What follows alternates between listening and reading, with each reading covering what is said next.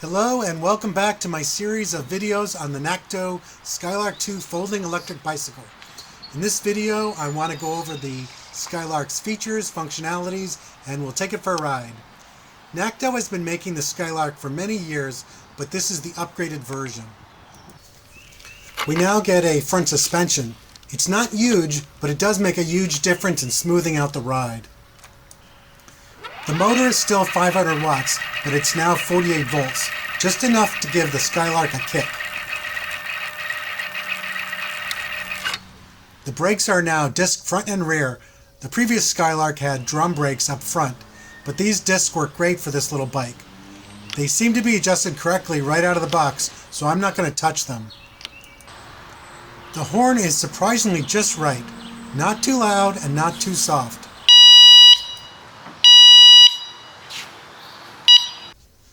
Small but sturdy rear rack. I'll be looking around Amazon and Temu for a small bag that will be the right fit for this particular rack. The rear light is particularly bright. It's always on when the bike is on.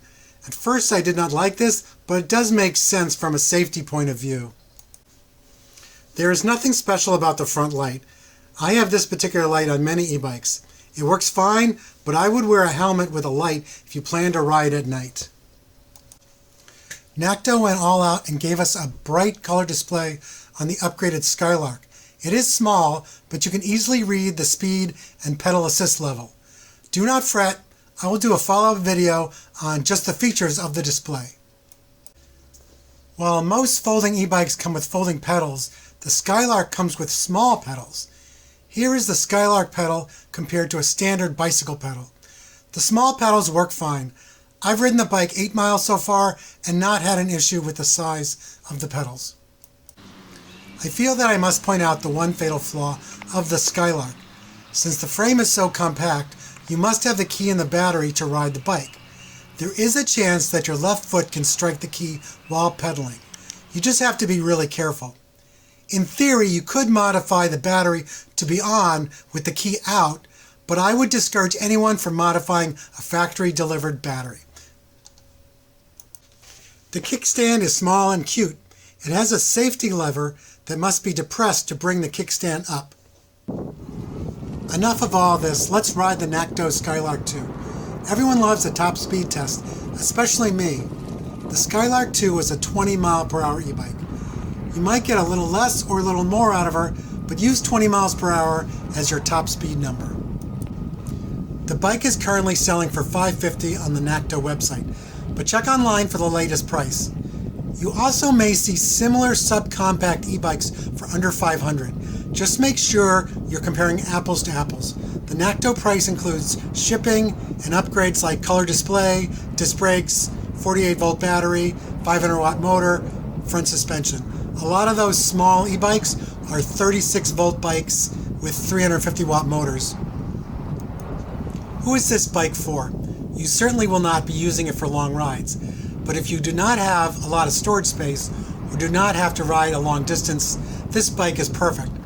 I often take the train into New York City. The commuter rail now allows e-bikes, and I see commuters using them to get back and forth from the station and to their final destination.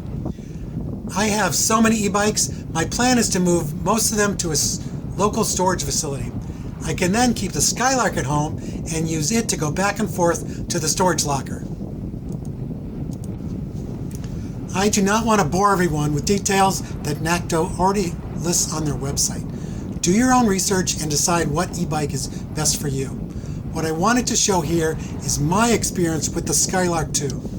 Besides the position of the battery key, I have no other complaints. It has plenty of power for what it is, and there's enough adjustability in the handlebars and seat to make it a bike that you can actually pedal. If you have any questions, please leave them in the comments and I'll try and get them answered as soon as possible. Finally, we will take the Skylark 2 up a big hill. It really was no problem for the e-bike. Technically, I could have made it up the hill on throttle only, but I used just a little pedal power to take some of the strain off the motor. Ride safe, everyone, and wear a well-fitting helmet. Thank you for watching, and please subscribe for more e-bike and scooter content.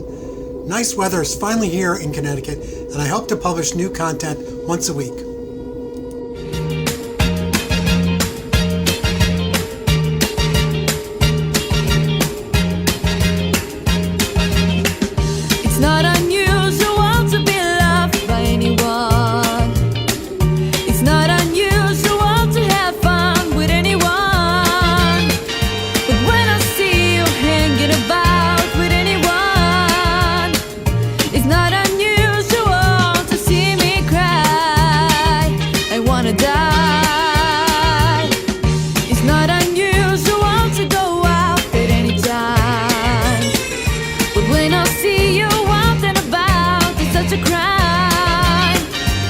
shoot